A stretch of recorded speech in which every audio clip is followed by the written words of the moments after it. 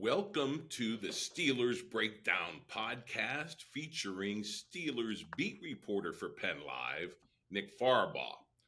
Nick, we are two preseason games in, and there is panic in large swaths of Steelers Nation. If you go on social media or the talk shows out of the 412 area code, Russell Wilson is washed. Broderick Jones lacks punch. We have Nate Herbig, who could be lost for this season, making us sort of down to a rookie at center who didn't look bad, but you wonder, when you get into the regular games. We lack a legit wide receiver too, and this Brandon Aiyuk saga, I think everybody's sick of it at this point, even though we might be entering the sort of the last chapter of that. Let's hope. We have Jaylen Warren, my guy, banged up, and we could be missing him in action for several weeks. And those Vegas odds for the Steelers to win the AFC North, well, they just got really, really long. So if you have a little extra cash and feeling lucky, plunk it on the Steelers, you'll get a nice return on your investment. But we don't do gambling here. This is not us. So what do we make of the panic? Okay, because the preseason, as we saw last year, when Kenny Pickett looked great, and everybody was about ready to explode, that his sophomore leap was going to happen, and he was going to be the franchise, and then San Francisco comes in for that first game and blows everything out of the water. So we know how that turned out. So how should we feel about this, Nick, in terms of what is real and what is just the Yinzers going off their meds? Yeah, well, I think there's some things that you can tell are real. First of all, I don't think the collective struggle is the takeaway here. I don't think just like last year, I don't think the collective boom of the offense was the takeaway. The preseason is not for evaluating teams, it is for evaluating individuals. So I think that's the first thing. Here's the second thing. I think we're seeing some injuries really affect guys. Broderick Jones has that massive brace on his right arm, and you talk about lacking punch. That's why he lacks punch. He doesn't have any power behind his punches. He's the two-hand punch, and that's where a lot of the technical issues come from. I think where panic kind of comes in is, I don't want to say illogical, but it is to a degree. Because, again, we are in the preseason. I think you have to understand that. And so I think if you thought the QBs were underwhelming before the preseason, you probably think the same thing.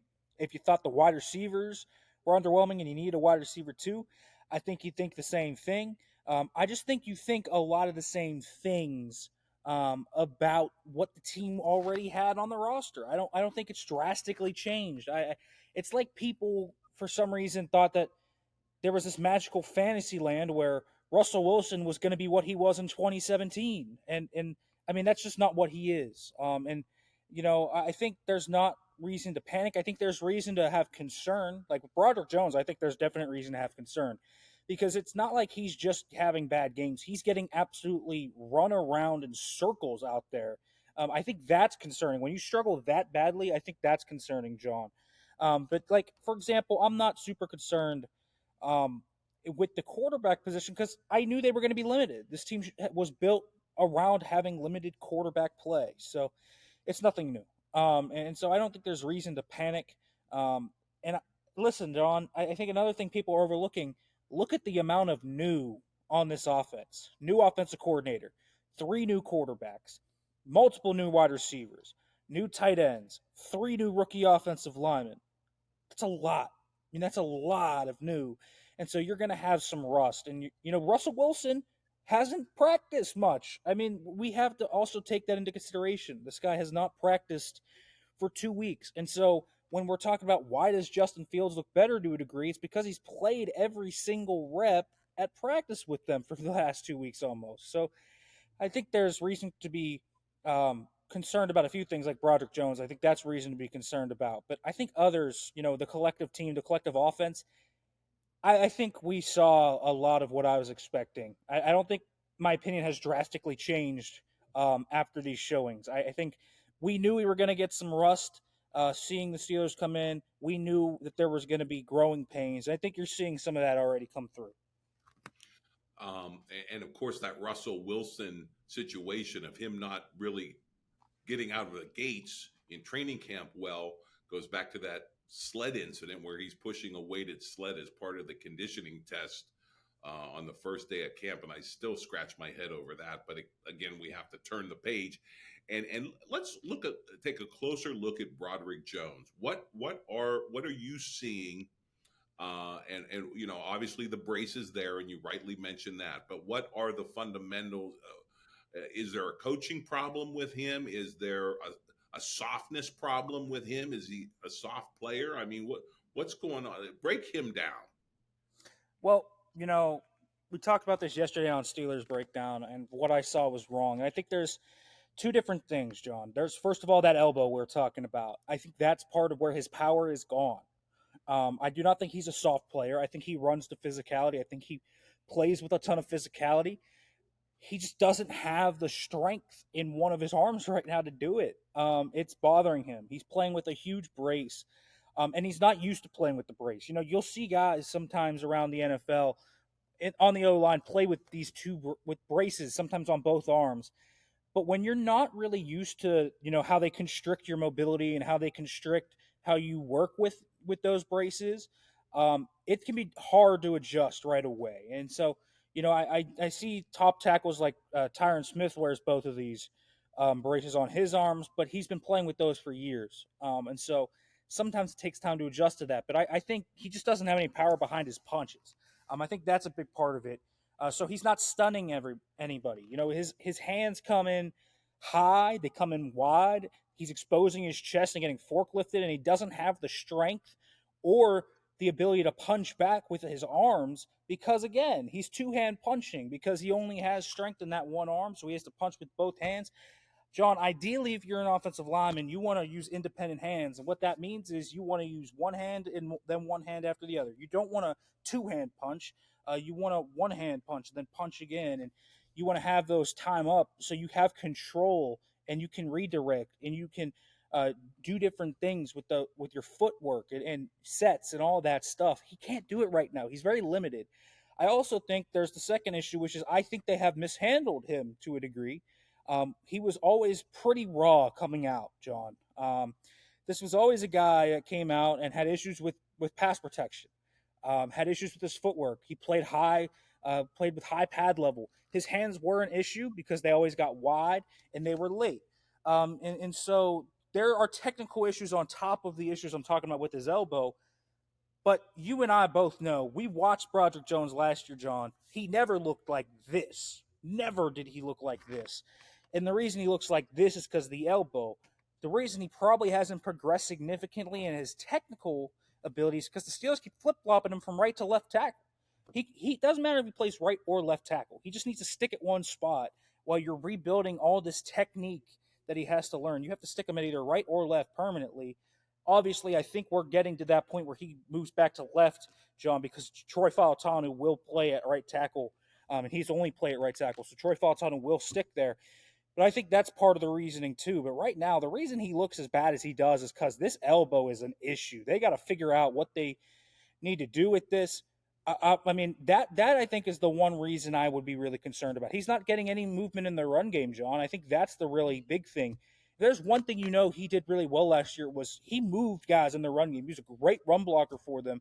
He was one of the big reasons why, remember in that second half of the season when he came in, they started just to run the ball at will. They could get, you know, big-time chunks from both Jaylen Warren and Najee Harris. It was largely because of Broderick Jones. And right now, he's just getting no movement.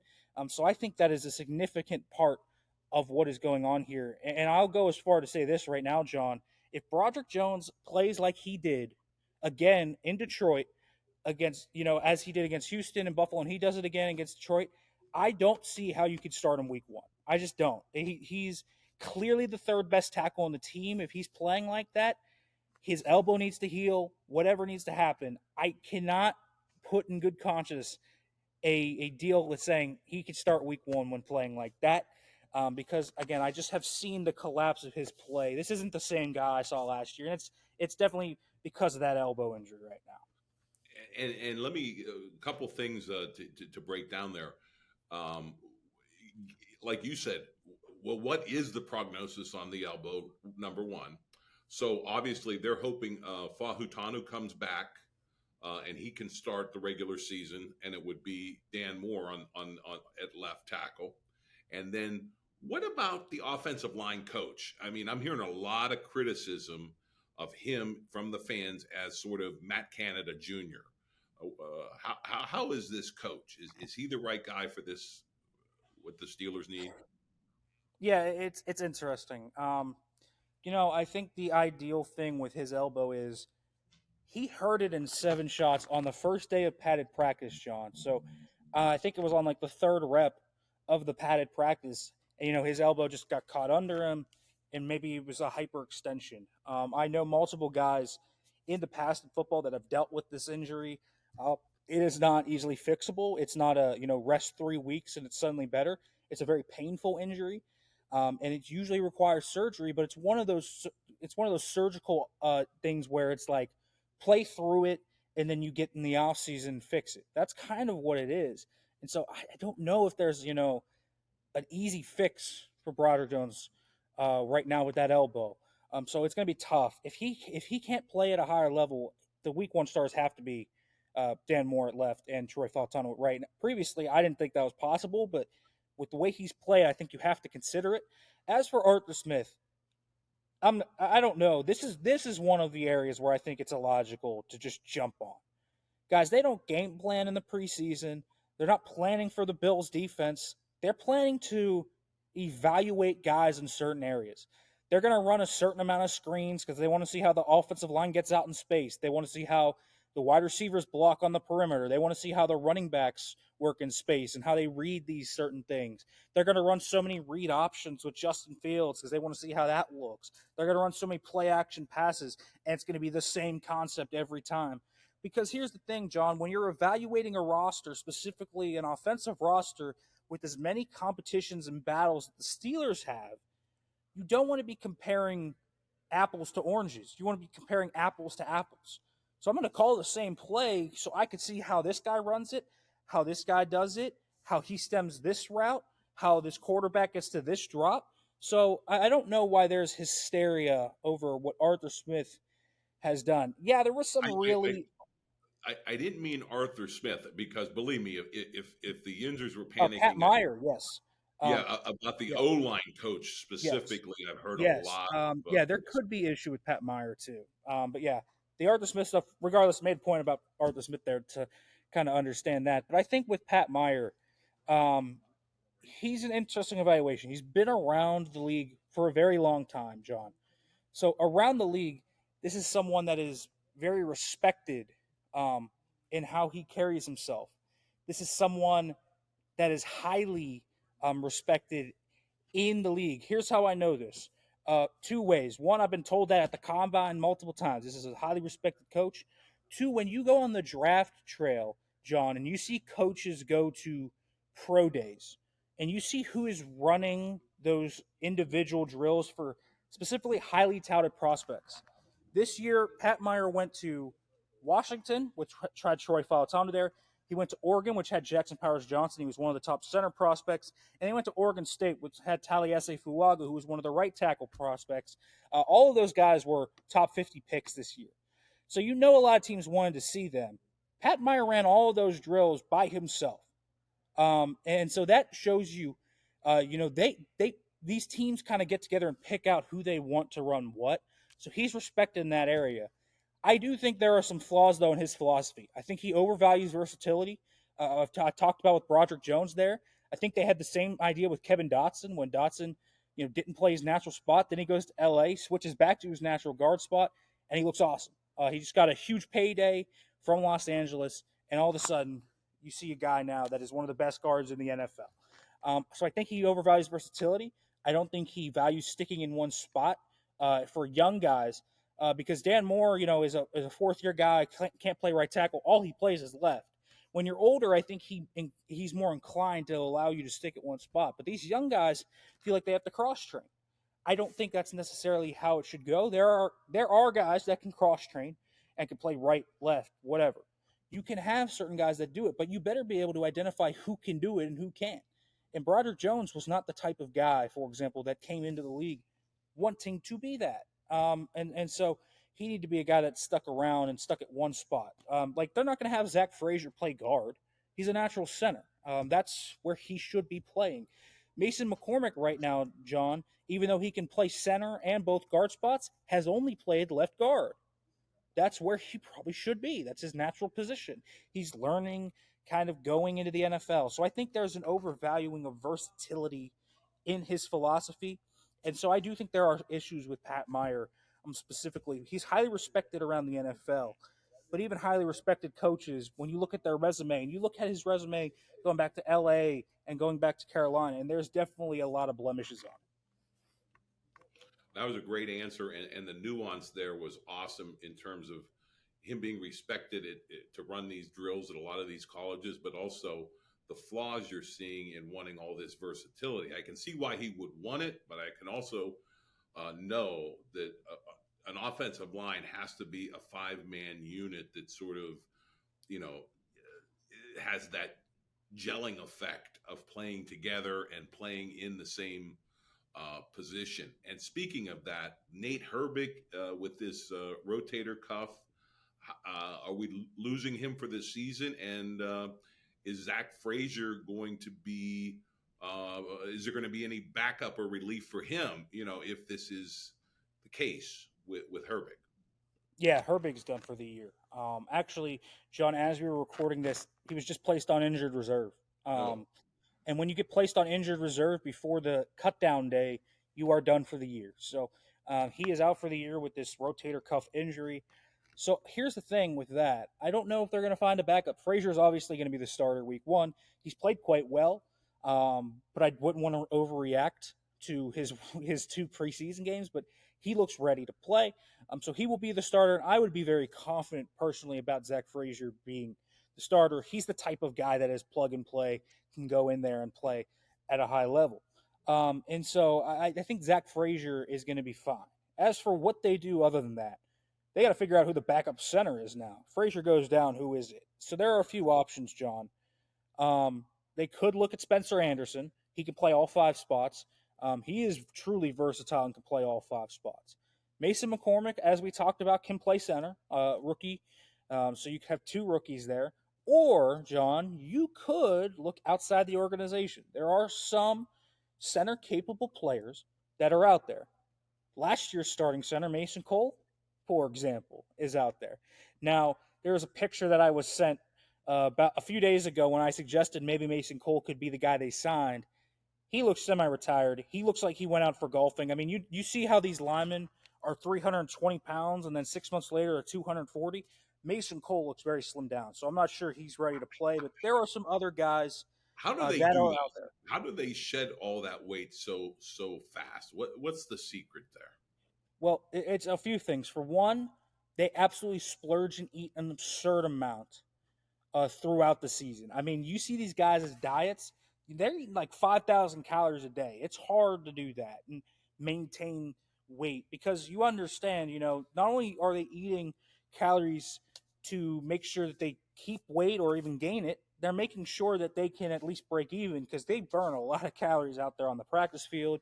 They practice every day. They're in the weight room, et cetera, et cetera. So really what happens is these guys are still working out in the gym. They're not eating 5,000 calories a day.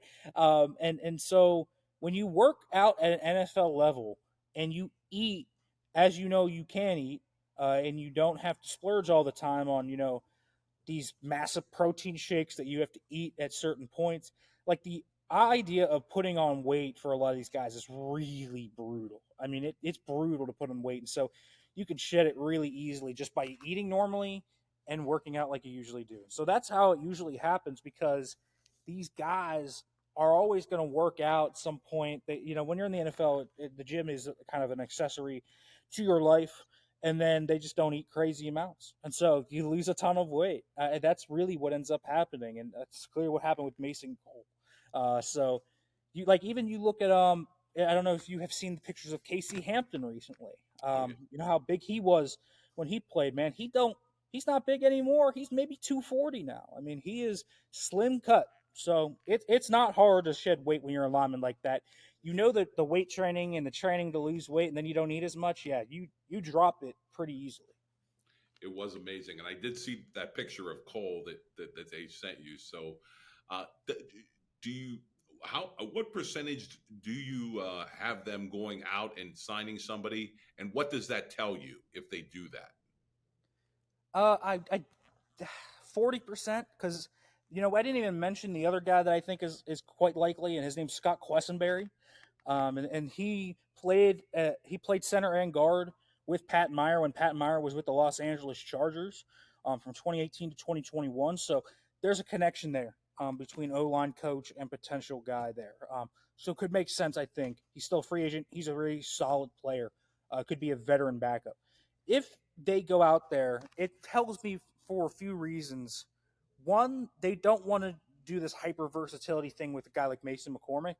They haven't wanted to do it with like James Daniels. Daniels has played center and guard in his career. He's just been a guard for them.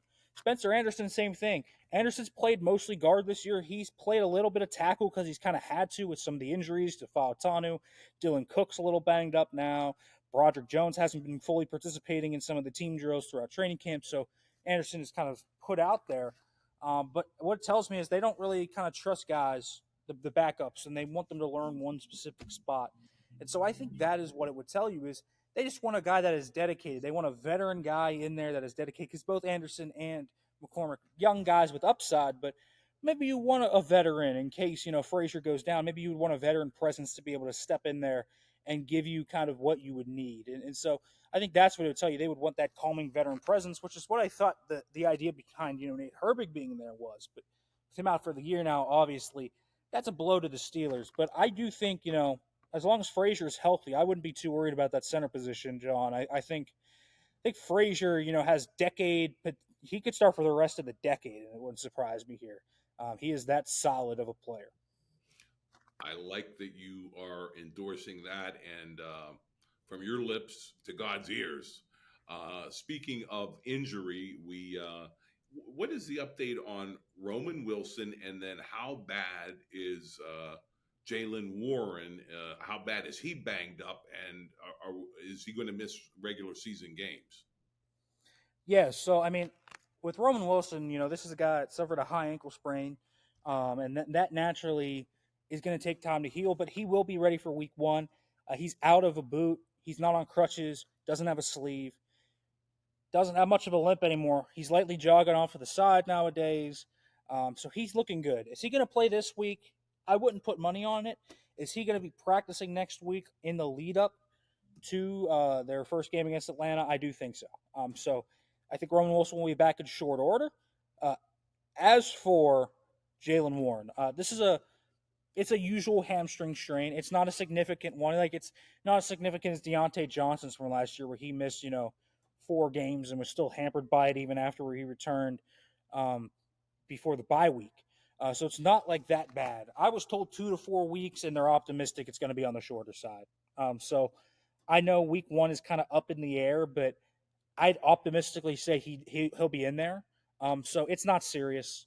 It's minor, and they're going to let it rest to where he'll be okay and ready to return. But I'm not expecting Jalen Warren to miss significant time. If he misses a regular season game, he will miss that one only, and we'll be back for Denver.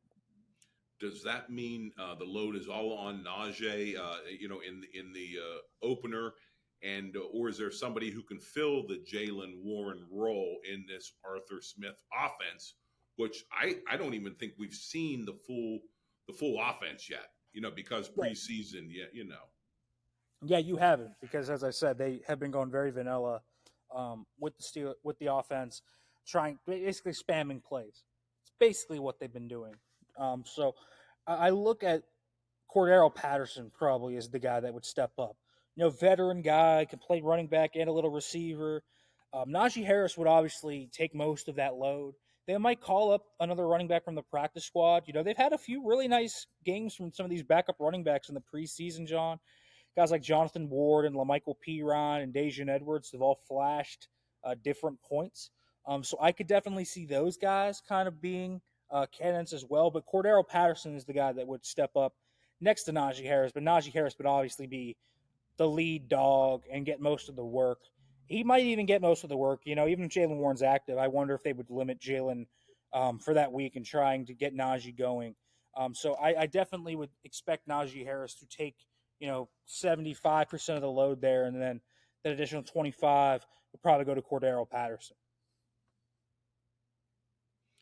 Given all these injuries that we've seen, what is the plan for this last preseason game? Because we can't afford any more people going down. Well, I'm assuming you're going to see your top stars out. Watt, Hayward, Minka, Sayamalo. I don't think you're going to see those guys, but I think defensively you can afford that, John. I think you have to play the starting offense. I know the injuries and everything, but Russell Wilson needs as many reps as he can with other guys that have been stars. He needs game reps.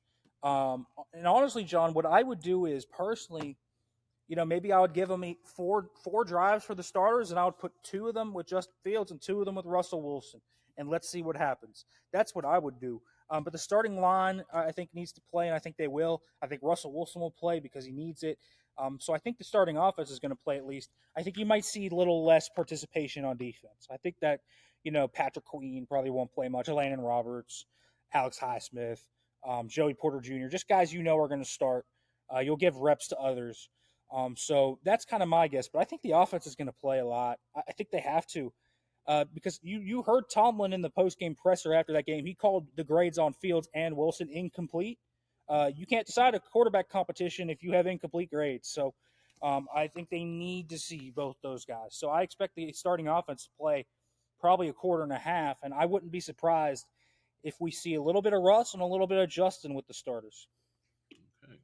Well, that will be interesting. And, for the psyche of Pittsburgh, I hope we're a little more productive because,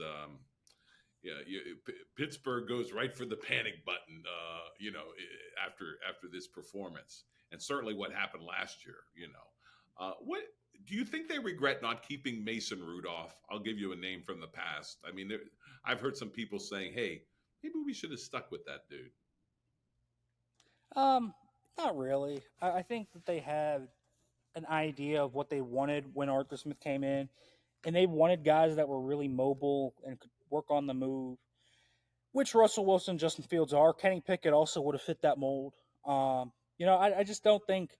I think they got everything they could have out of Mason. At some point, man, I think he reached a pinnacle here. He wasn't going to come back and be the starter. He probably knew that. At some point, I think it was just ready for both sides to kind of, move on from each other. Steelers are trying to find their quarterback of the future. I mean, I think that's their context here. Mason Rudolph, while being a very solid backup and very solid spot starter, is not confusing anyone for a franchise quarterback. And so that's the mission the Steelers are looking for here. And so if Russ can rebound or Fields can maybe find the upside, whatever, maybe they can be that. But I think that's what the Steelers' aim was. This was as much a play for the future as it was anything. And, we have to, even though people are sick of the San Fran soap opera, we have to dive into Broderick Jones. Word is something's reaching a crescendo, but also it could extend into the season. I do think the longer this goes, probably it favors the Steelers, but it's probably, as you mentioned before, holding up some maybe contract extensions that they would like to do. So give us the whole rundown of where we are with Broderick. Yeah, Brandon Aiyuk, man. I'm sorry, yeah. Brandon Aiyuk. Yeah, Brandon Aiyuk. And so nothing's really changed. I mean, the 49ers and him are talking. It seems like those talks have kind of stalled. They're pretty close on a deal, but there's some hurdle that they haven't been able to figure out, and that has continued. So it doesn't really feel like this is super close, but it feels like it's heating up. And here's the reason it's heating up, John. Because the longer this carries on, the less likely Brandon Aiyuk is going to be, if traded to the Steelers, to be ready for week 1. This is a guy that hasn't competed in training camp, would have to learn an entirely new offense, would have to learn an entirely new environment, new city, everything. So that is significant. So the closer we get to week one, the less likely it is that Brandon Aiyuk is going to play week one. And so the trade that they have in place, the deal that the 49ers and Steelers have agreed to, when that gets too close to the clock there, that has to change. You have to renegotiate that. And so what John Lynch and the 49ers are feeling right now is they want to sign this guy that they know is really good long term, but they also can't wait so long where this trade falls through, because if they have to trade him, they want to get him at his highest value at this point, and that's going to be the Steelers' offer. So that's going to be where this comes into play. But I do think we're coming to a head here soon. I don't think this drags into the season. I think we'll get a resolution before week one. We might get it in the week leading up to week one. That wouldn't be stunning to me. But I think we're going to see it soon. Perhaps this weekend. That feels about right. This weekend, early next week, somewhere in that kind of area. Honestly, John, the more this goes on, the more I'm going in the opposite direction. I think the likelier he is to go back to San Francisco. They re-engaged in talks. They seem like they're getting closer. So that's kind of where I'm leaning right now. But obviously, if it continues to carry on, into the weekend, early next week, and there's just no movement, and neither side will budge. The 49ers have caved a lot. Brandon Aiyuk is kind of standing firm on what he wants. So if you can't find a common ground there, at some point, the 49ers just have to go, you know what? We got to move this guy, because this isn't going to happen. So I think that's coming soon enough, whether he signs or gets traded. So I do think it's coming soon. But as everyone knows, with Brandon Aiyuk daily updates, the update is there is no update for most of it. There were some memes during the preseason game with Buffalo, Brandon Aiyuk watching the Steelers offense go nowhere and getting on the phone, to Lynch saying, "Hey, let's try to get something done." Do you think when he looks at the Steelers, does he think, I really don't know if I want to be a part of this because the offenses look so bad? Could that be possible? I don't think he's thought about that personally. I think it's still on the table. He wants to go because he wants to play for Mike Tomlin, not because he wants to play for Russell Wilson. So that's why he wants to come here. Mike Tomlin's the draw, not the quarterbacks. Okay. All right. So I mean, we've got over our half hour mark, but anything else you're watching in terms of other contract watch? Because we know the Steelers won't negotiate once the regular season gets going. Anything new there, and then we'll wrap it up. Don't expect any QB extensions. Again, Freiermuth and Hayward feel like the two likeliest to me. And outside of that, I don't think we're really going anywhere. So I think those are the two to watch, and we'll kind of see what happens. I think this Aiyuk stuff, once it is resolved, will lead to those two guys getting done shortly thereafter. All right, Nick. Hey, I just want to congratulate you on all the work you did during training camp, and now that we're getting the regular season in sight, I just hope everybody is on PennLive reading some of Nick's stuff. I mean, he has everything on blast. I mean, he's giving us so much great content, and obviously, when we get him on the podcast, you can see the analysis. Any question I throw at him, and believe me, we don't rehearse this. He's right there with a nuanced answer that goes beyond the surface stuff. So I'm just hoping everybody, now that we see the season right before us, is getting on board with PennLive and Nick's content, which has been fantastic.